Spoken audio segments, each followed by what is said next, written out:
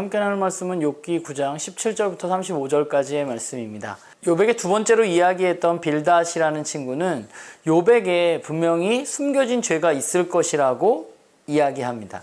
그러나 욥은 그 이야기를 사실 받아들일 수 없습니다. 욥은 스스로 자신이 이 정도의 고난을 받을 만한 죄를 지은 적이 없다고 생각하기 때문입니다. 그렇기 때문에 욥은 억울한 것이죠. 자신의 까닭없는 고난이 너무나 억울하고 힘든 상황입니다.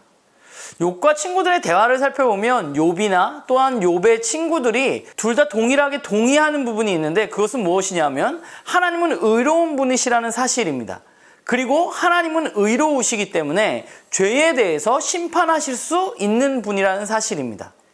여기까지는 욥도 또 욥의 친구들도 동의하는 내용입니다. 이런 이해를 가지고 오늘 욥은 하나님 앞에 이야기하고 있는 것 같아요.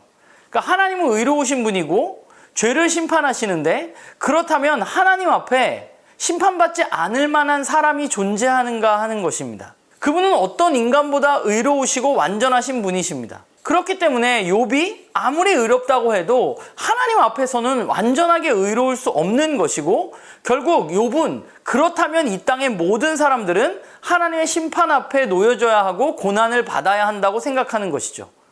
그렇기 때문에 욥이 내린 결론은 무엇인가 하면, 이 땅에 사는 모든 사람들, 흠이 없는 사람이나 악한 사람이나 모두가 하나님의 심판 아래에 있다는 것입니다. 좀 착하게 살아도 못되게 살아도 그게 별 차이 없다는 거예요. 왜냐하면 하나님 앞에서 모두가 악하고 심판을 받기 때문에 그렇습니다. 이런 생각이 발전하다 보면 어떤 생각을 하게 되냐면, 그러면 굳이 우리가 흠이 없이 하나님의 말씀을 따라서 살 필요가 있는가? 라는 생각을 갖게 되는 것이죠. 굳이 그렇지 않아도 어차피 하나님의 심판을 모든 인간이 받게 된다는 것입니다.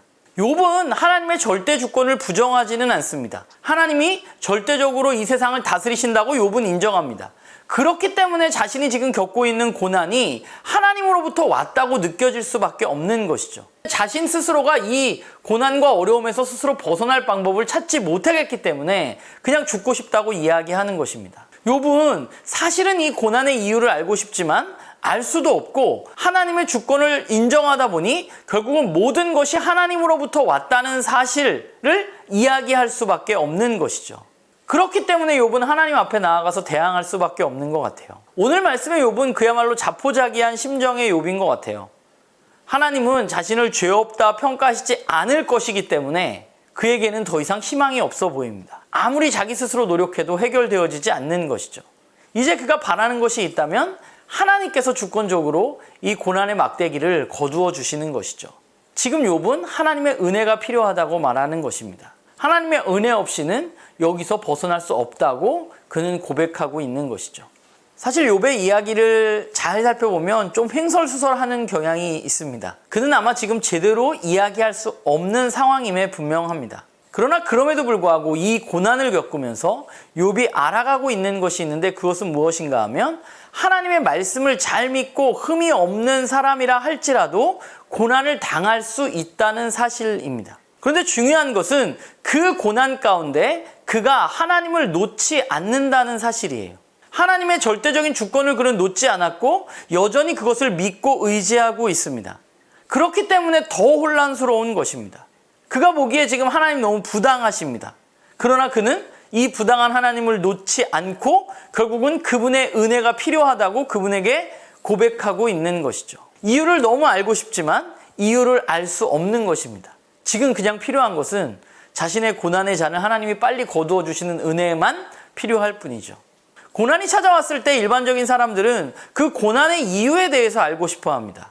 왜 이런 고난이 나에게 찾아오는 것인가? 다른 사람이 아니라 왜 나에게인가? 그런데 안타까운 것은 대부분은 그 이유를 알 수 없습니다. 욥의 친구들은 그 이유가 분명하다고 말해요. 너의 죄 때문에 너에게 고난이 온다는 것이죠. 그런데 만약 그렇다면 욥의 친구들도 욥과 같은 고난을 겪어야만 합니다. 우리의 삶에 일어나는 모든 일의 이유를 우리는 알 수 없습니다. 왜 누군가는 아프고 왜 누군가는 사고를 당하는지 안타깝지만 우리는 알 수 없습니다. 그렇기 때문에 이 땅 가운데 나름 신실하게 하나님의 자녀로 열심히 살아간 사람일수록 더 억울하겠지만, 그러나 안타깝게 그 이유는 알 수 없는 것이죠. 저는 저와 여러분이 고난 앞에 놓였을 때 해야 할 일은 이유를 알려는 노력이 아니라 어쩌면 그냥 하나님에 대한 믿음을 놓지 않는 것입니다. 억울하고 분통이 터지고 하나님 원망스럽지만 그러나 하나님이 주권자라는 사실에 대한 믿음을 놓지 않는 것. 그것이 바로 우리가 고난 앞에 놓였을 때 해야 할 일이 아닌가라는 생각을 해보게 됩니다. 사실 이런 말 자체가 너무 저에게는 어렵게 느껴져요. 너무 가혹한 것 같게 느껴집니다. 그러나 그럼에도 불구하고 우리 모두는 고난 앞에 놓일 수 있기 때문에 그 고난 앞에서 우리가 그 무엇보다 하나님을 놓지 않고 하나님께로 나아가는 우리 모두가 되기를 간절히 소망합니다.